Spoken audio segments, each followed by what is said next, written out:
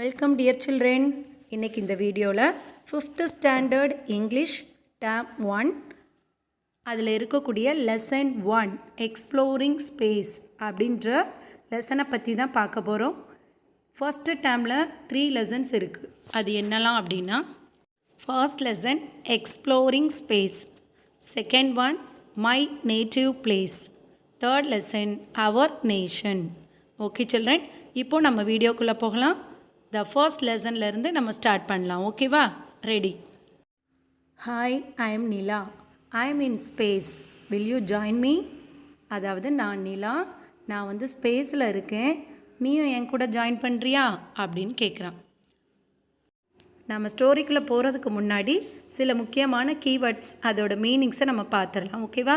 First one, milky way, the galaxy that contains our solar system. அதாவது milky way அப்படின்னா நம்மளோட சூரிய மண்டலம் இருக்கக்கூடிய விண்மீன் கூட்டத்தை தான் நம்ம கேலக்ஸி அப்படின்னு சொல்லுவோம். Next solar system, the sun and all the planets that move around in. அதாவது சூரியனையும் அதனை சுற்றி வரக்கூடிய கோள்களையும் குறிக்கக்கூடியது தான் சோலார் சிஸ்டம்.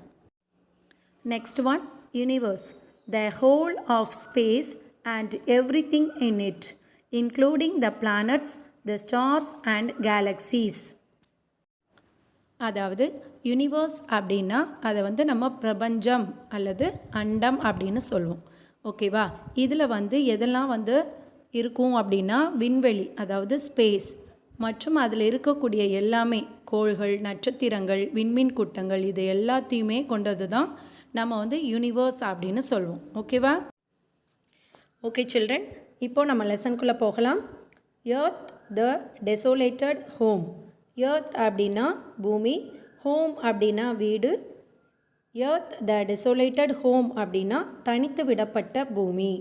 அதாவது நம்ம பூமியை தனித்து விட்டுட்டோம், பூமியில் உள்ள எல்லா வளங்களையும் மக்கள் வந்து பாழாக்கிட்டாங்க.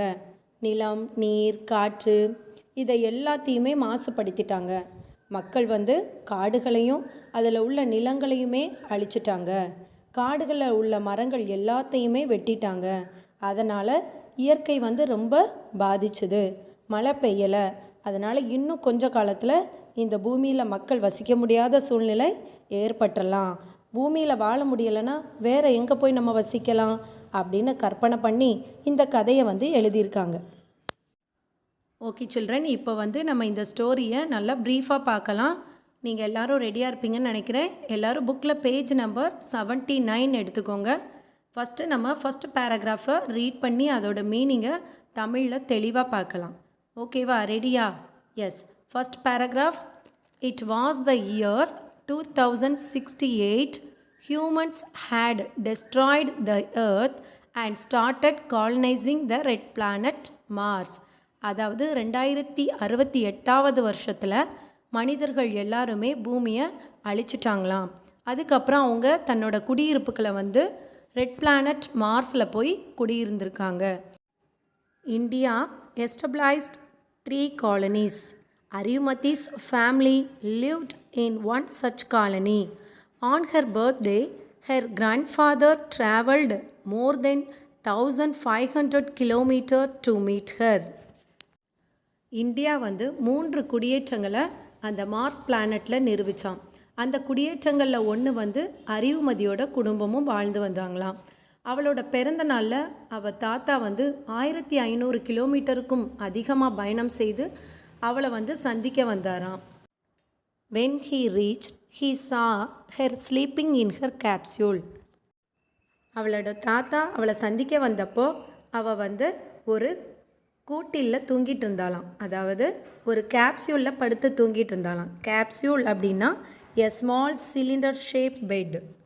இப்போது நம்ம செகண்ட் பேராகிராஃப் பார்க்க போகிறோம். அதாவது he said, wake up அறிவு. Arivumathi was surprised. Grandpa, when did you come? I was thinking that you won't be coming for my birthday. He sighed. Don't you know about the dust storm of Mars? Sometimes it even lasts for a month, but this time it did not. So I am on time. It still took me 3 souls of reach here. அதாவது எழுந்திர அறிவு அப்படின்னு தாத்தா சொல்கிறாரு. தாத்தா, நீங்கள் எப்போ வந்தீங்க? நீங்கள் என் பிறந்தநாளுக்கு வர மாட்டீங்கன்னுலாம் நினச்சேன் அப்படின்னு ஆச்சரியப்பட்டு கேட்டா அறிவுமதி. தாத்தா ரொம்ப டயர்டாக சோர்வா, செவ்வாய் கிரகத்தில் தூசி புயல் வருவது உனக்கு தெரியாதா? சில சமயங்களில் 1 மாதம் வரைக்கும் நீடிக்கும். ஆனால் இந்த முறை அப்படி இல்லை. அதனால தான் நான் நேரத்துக்கு வந்துட்டேன். இங்கே வர எனக்கு 3 செவ்வாய் நாட்கள் ஆனது அப்படின்னு தாத்தா சொன்னார். Now come on, let's not waste time. We will go to harvest the vegetation hab for vegetables. வா, நேரத்தை வீணாக்காத, காய்கறிகளுக்கான தாவர வாழிடத்திற்கு சென்று அறுவடை செய்வோம் அப்படின்னு தாத்தா வந்து அறிவை கூப்பிட்டாராம். ஓகே, இப்போ நம்ம நெக்ஸ்ட் பேராக்குள்ளே போகலாம். In the hab, he said, these carrots are not tasty anymore, like the ones I ate in my childhood. She asked, why do you say so, Grandpa? Grandfather explained to Arivu, the vegetables we grow here do not taste like the ones on the earth. I really wish you had tasted the carrots from the earth.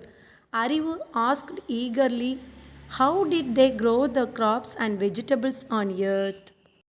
அதாவது தாத்தா carrots எல்லாம் சாப்பிட்டு பார்த்துட்டு, இந்த கேரட்டில் வந்து இனிப்பே இல்லை, இந்த carrots எல்லாமே என்னோடய சின்ன வயசில் சாப்பிட்ட மாதிரி இல்லை அப்படின்னு சொல்கிறாரு. ஏன் அப்படி சொல்கிறீங்க தாத்தா அப்படின்னு கேட்குறா அறிவுமதி. நாம் இங்கே வளர்க்கக்கூடிய காய்கறிகளும் பூமியில் இருந்த காய்கறிகளோட சுவையே இல்லை. நீ பூமியில் இருந்த கேரட்டை சாப்பிட்டு பார்த்துருந்தனா உனக்கு ரொம்ப நல்லா தெரிஞ்சிருக்கும் அப்படின்னு சொல்கிறாரு தாத்தா. பூமியில் இருக்கக்கூடிய பயிர்கள் காய்கறிகள் இது எல்லாம் எப்படி தாத்தா வளர்ந்துச்சு அப்படின்னு அறிவுமதியும் ஆர்வமாக கேட்குறா. ஓகே சில்ட்ரன், நெக்ஸ்ட் பேராகிராஃபை பாருங்கள். Hearing this, grandfather was reminded of life on earth. He said the earth had fertile soil, so the fruits and vegetables grown were healthy and tasty. Arivumathi கேட்ட உடனே தாத்தாவுக்கு பூமியில் வாழ்ந்த வாழ்க்கை வந்து நினைவுக்கு வந்துச்சான். பூமிக்கு வளமான மண் இருந்துச்சு, அதனால் வளர்ந்த பழங்கள் காய்கறிகள் அது எல்லாமே ஆரோக்கியமானதாகவும் ரொம்ப சுவையாகவும் இருந்தன அப்படின்னு சொன்னார். She asked, but I learned that humans used chemical fertilizers and polluted the soil. Here we get unpolluted food and water. Is that correct?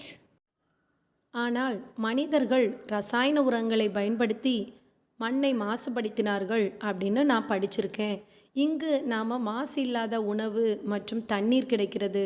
அது சரியா தாத்தா அப்படின்னு சொல்லி கேட்டான். Next paragraph. Grandfather laughed. These fruits, vegetables and water are not the same as in the earth. They are not real. Arivu exclaimed, even the water? He said, of course, in Mars we get water from burning fuels. தாத்தா வந்து சிரிச்சுக்கிட்டே, இந்த பழங்கள் காய்கறிகள் மற்றும் அதே தண்ணீர் பூமியில் இருந்தது போல இல்லை, அவை உண்மையானவையே கிடையாது. அறிவு ஆச்சரியத்துடன், தண்ணீர் கூடவா தாத்தா அப்படின்னு கேட்குறா. அதற்கு தாத்தா, அஃப்கோர்ஸ் நிச்சயமா, செவ்வாய் கிரகத்தில் கூட நாம் வந்து எரிபொருளெல்லாம் எரிச்சாதான் நமக்கு தண்ணி கிடைக்குது அப்படின்னு சொல்கிறாரு. On the earth we used to get water from rain. It was natural and it was free. She said, grandpa, enough of your stories about the earth. I know that life there was easy, but here survival is very difficult. He replied, yes, my dear, adapting to Mars is difficult. அதாவது பூமியில் வந்து நாம் மழை நீரை பெற்றுக்கொள்வோம், அது ரொம்ப இயற்கையானது, இலவசமாக கிடைக்கக்கூடிய ஒன்று அப்படின்னு தாத்தா சொல்கிறாரு. உடனே அறிவுமதி, தாத்தா பூமியை பற்றி உங்களோட கதைகளை நிறுத்துங்க, அங்கே வாழ்க்கை வந்து ரொம்ப எளிதாக இருந்தது அப்படின்னு எனக்கும் தெரியும், ஆனால் இங்கே வந்து வாழ்க்கை மிகவும் ரொம்ப கஷ்டமாக இருக்குது அப்படின்னு சொல்கிறா. ஆமாம் அறிவுமதி, செவ்வாய்க்கு ஏற்றவாறு நம்மளோட வாழ்க்கையை மாற்றிக்கொள்வது மிகவும் கடினம் அப்படின்னு தாத்தா சொல்கிறாரு. Today we are fighting for things which we got easily.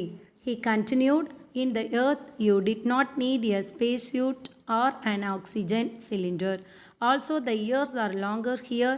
Arivu said, yes, grandpa, in 80 Mars, 668 souls make a year.